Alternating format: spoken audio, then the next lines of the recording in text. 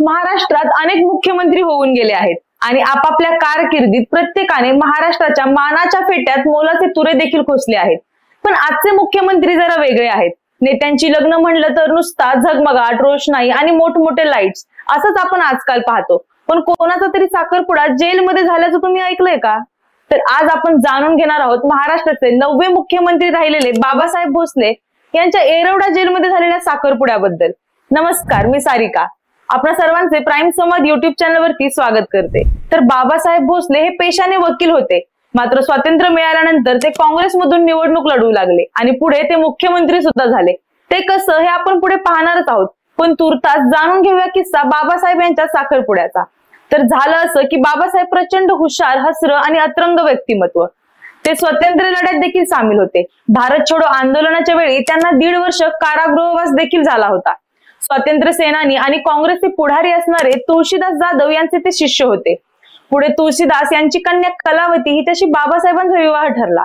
पण झालं काही वेगळंच। बाबासाहेबांचा विवाह ठरला आणि तुळशीदास यांना अनेक स्वातंत्र्य सैनिकांसोबत अटक झाली।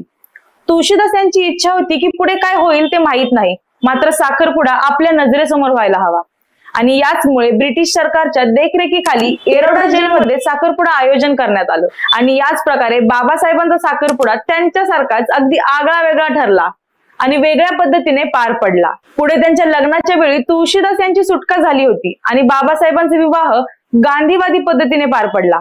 1982 मध्ये तत्कालीन मुख्यमंत्री असणारे AR अंतुले यांच्यावर सिमेंट घोटाळ्याचा आरोप लागला होता आणि त्याचमुळे त्यांना आपल्या पदाचा राजीनामा द्यावा लागला आणि इंदिरा गांधींना मुख्यमंत्री कोणाला करायचं याचा प्रश्न पडला। बाबासाहेबांचं नाव कोणाच्या सोडा, स्वतः बाबासाहेबांच्या देखील ध्यानीमनी नव्हतं। वसंतदादा पाटील हे नाव तेव्हा प्रचंड चर्चेत होतं आणि जातीची समीकरणं सांभाळण्यासाठी इंदिरा गांधींना मराठा समाजाचा मुख्यमंत्री हवा होता।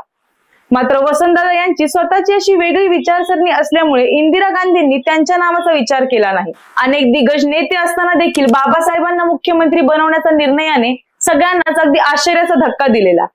अनेकांना तेव्हा बाबासाहेब भोसले हे नाव परिचित सुद्धा नव्हतं। आधी दिल्लीत जाऊन पदश्रेष्ठींची भेट घ्यायची, त्यानंतर शपथविधी अशी पद्धत होती। मात्र बाबासाहेब भोसले यांनी आधी मुख्यमंत्री पदाची शपथ घेतली आणि मग ते इंदिरा गांधी यांना भेटण्यासाठी दिल्लीला गेले। पत्रकारांनी या बाबतीत त्यांना विचारलं होतं, त्यावर ते मिश्किलपणे म्हणाले, वेळीच शपथ घेतलेली बरी, कारण ही काँग्रेस आहे। इथे शपथ घेतल्यानंतर राज्यपालासमोरच्या रजिस्टरमध्ये सही करण्यादरम्यानच्या वेळेत परत बोलावलं जाऊ शकतं। अशा दिलखुलास स्वभावामुळे ते पत्रकारांचे आवडते बनले होते। कालांतराने बाबासाहेब राज्यातील सगळ्यात जास्त एक हसरे आणि सकारात्मक मुख्यमंत्री म्हणून देखील ओळखले जाऊ लागले। त्याचं कारण म्हणजे बाबासाहेब आपल्या मीटिंगच्या दरम्यान नवनवीन चुटकुले सांगून सगळ्यांना अगदी पोटभर हसवायचे।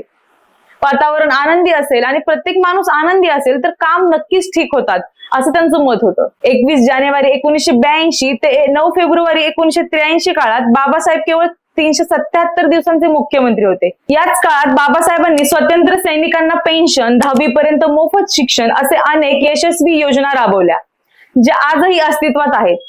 गडचिरोली वेगळा जिल्हा म्हणून घोषित होणं असू दे व अमरावती विद्यापीठाला सुरुवात असू दे, ही सर्व कामं बाबासाहेबांच्या कारकिर्दीत झालेली आहेत।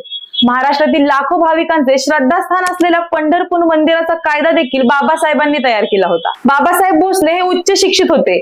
त्यांनी लंडन येथील लॉची परीक्षा देखील उत्तीर्ण केली होती, म्हणजेच ते बॅरिस्टर होते। मात्र ते मास लीडर नव्हते। पक्षातील आमदारांवरही त्यांची तितकीशी पकड नव्हती, हे नंतर सिद्ध झालं। बाबासाहेब भोसले यांची चहूबाजूंनी कोंडी करण्याचा प्रयत्न झाला। पक्षांतर्गत विरोधक आणि दुसऱ्या बाजूला शरद पवारांसारखे मातब्बर विरोधी पक्षनेते, त्यात दत्ता सामंत यांचा गिरणी कामगारांचा संप, अशा तगड्या आव्हानांना ते सामोरं गेले। त्यांच्या कार्यकाळात पोलिसांनी बंड देखील केले, त्याला काही बड्या नेत्यांची फूस होती। पोलिसांनी आपल्या मागण्यांसाठी पुकारलेला हा संप फक्त 48 तास चालला। पक्षांच्या आमदारांवर नियंत्रण ठेवणं त्यांना जमलं नाही, यात ते कमी पडले, त्यामुळे त्यांचे मुख्यमंत्रीपद गेले। 6 ऑक्टोबर 2007 रोजी लोकांसोबत जिव्हाळ्याचे संबंध प्रस्थापित केलेल्या बाबासाहेबांचे मुंबईमध्ये निधन झाले।